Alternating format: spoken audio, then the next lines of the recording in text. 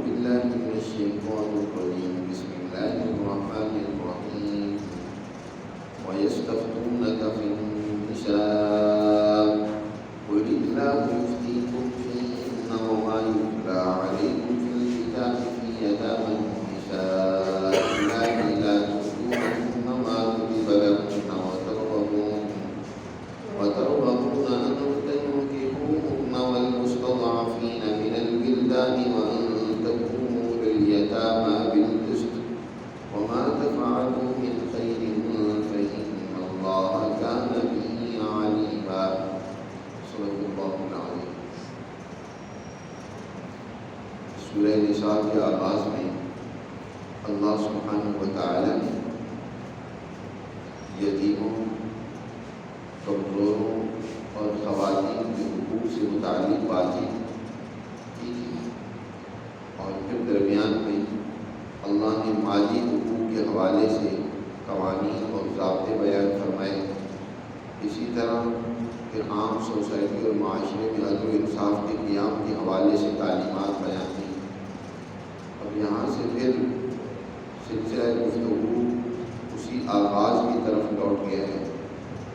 یہاں پر بھی اللہ تعالیٰ نے یتیموں اور کمزوروں کے بارے میں احکامات بیان کرتے ہوئے فرمایا، اور یہ کیونکہ اس معاشرے میں جہاں قرآن مقدس کا نزول ہو رہا تھا، یتیم بچیوں کے حوالے سے خاص طور پر بہت زیادہ بے راہ روی موجود تھی کہ اگر کوئی بچی یتیم ہے اور اس کا والی اور سرپرست جو ہوتا تھا،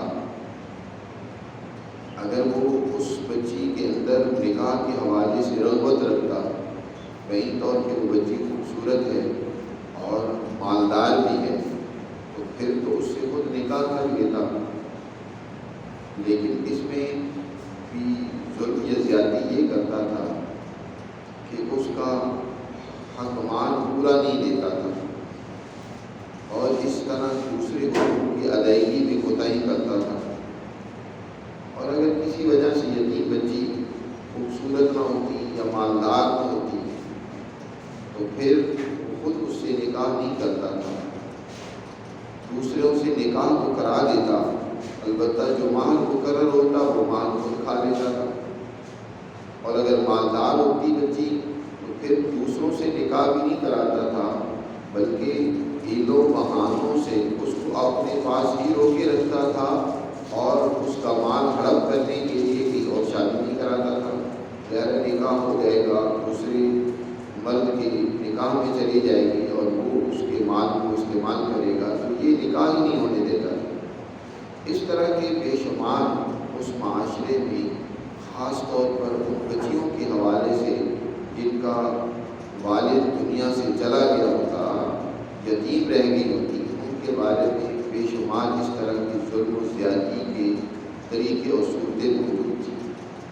اسی طرح کمزور بچے، یتیم بچے، ان کے حقوق کے حوالے سے بھی بہت بے راہ روی موجود تھی.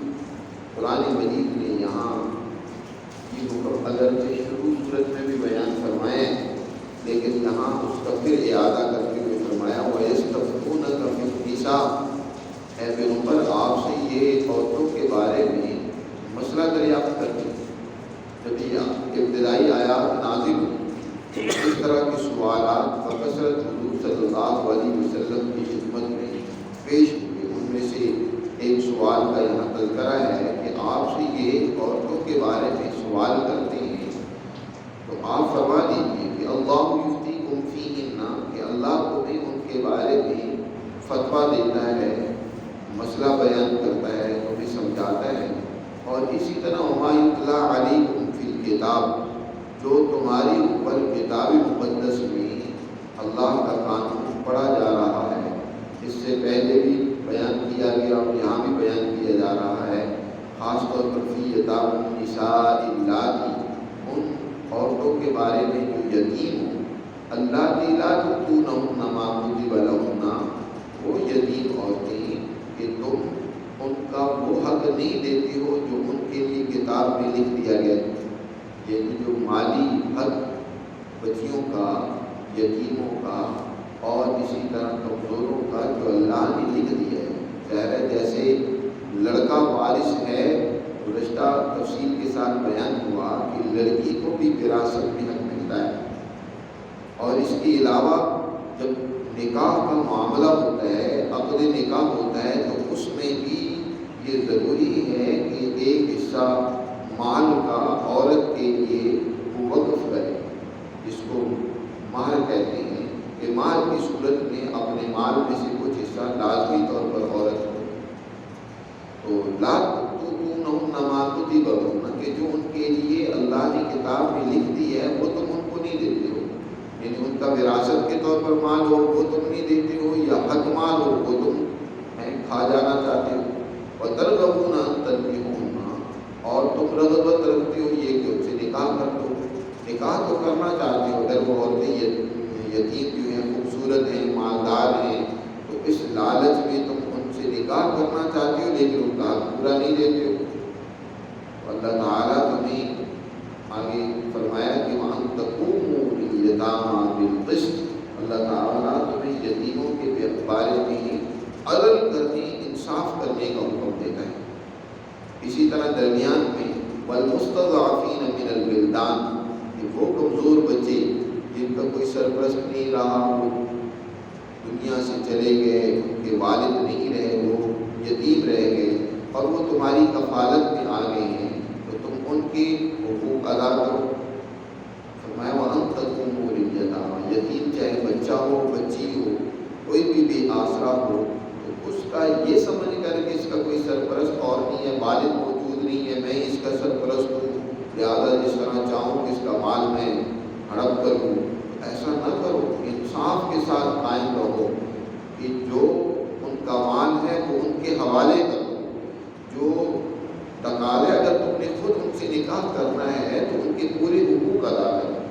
گزشتہ آیات میں اللہ نے بیان فرمایا تھا کہ اگر تمہیں ڈر ہو، وَإِنْ خِفْتُمْ أَلَّا تُقْسِطُوا فِي الْيَتَامَىٰ، اگر تمہیں ڈر ہو کہ یتیموں سے نکاح کرنے کے بعد تم ان سے انصاف نہیں کر پاؤ گے، کیونکہ جب ماں باپ موجود ہوتے ہیں وہ اپنی بچی کی خبرگیری کرتے رہتے ہیں، اور لیکن ماں باپ کوئی نہیں ہے، کوئی اور پوچھنے والا نہیں ہے، تو بس اوقات مرد بڑے لاپرواہی کرتے ہیں ان کے حقوق کے حوالے سے.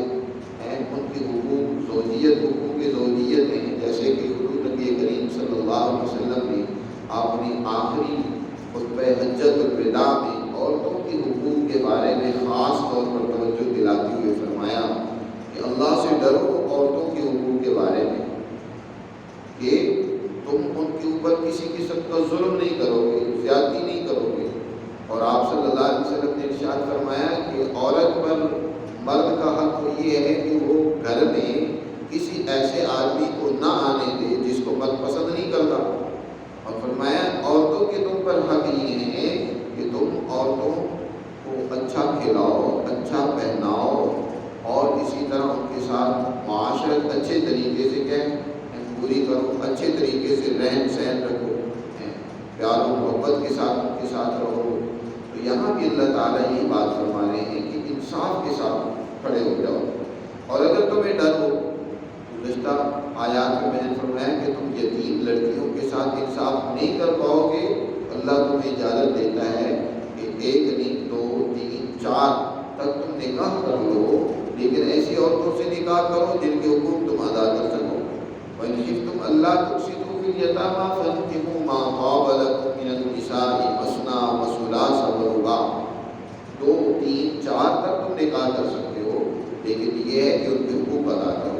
اور اگر حق نہیں ادا کر سکتے تو پھر تمہیں 1 سے بھی نکاح کرنے کی اجازت نہیں ہے. 2 3 4 سے تو نکاح کرنے کی بھی اجازت تب ہے جب تم ان کے حقوق ادا کر سکو، ان کے درمیان عدل اور انصاف قائم کر سکو. تو یہاں پھر اسی بات کو دہراتے ہوئے فرمایا وَأَن تَقُومُوا لِلْيَتَامَىٰ بِالْقِسْطِ، یتیم خاص طور پر بچیاں جو یتیم رہ جاتی ہیں ان کے بارے میں اللہ تمہیں یہ فتویٰ دیتا ہے، حکم بتاتا ہے کہ انصاف کے ساتھ ان کے حقوق کو ادا کرنے والے بنو اور نا انصافی نہ کرو. اور یہ بات بھی یاد رکھو وَمَا تَفْعَلُوا مِنْ خَيْرٍ فَإِنَّ اللَّهَ كَانَ بِهِ عَلِيمًا، جو بھی تم خیر اور بھلائی کا کام کرتے ہو، اچھا کام کرتے جیسے خیر کا کام اللہ جانتا ہے، اسی طرح شر اور برائی کا جو کام کرتے ہو اللہ اس کو بھی جانتا ہے، اس کے مطابق تمہیں سزا بھی ملے گی۔ اچھا کام کرو گے تو اچھا بدلہ پاؤ گے، جزا پاؤ گے، برا کام کرو گے تو پھر اس کی سزا ملے گی۔ وما تفعلوا من خیر فإن اللہ کان بہ علیم۔ مزید اس حوالے سے اللہ نے اگلی آیات میں عورتوں کے ساتھ انصاف کرنے اور ان کے ساتھ حسن معاشرت قائم رکھنے، اچھی معاشرت قائم کرنے کے حوالے سے تاکید فرمائی ہے۔ اس پر انشاءاللہ آئندہ درس میں بات کریں گے۔ اللہ صلی اللہ علیہ وسلم۔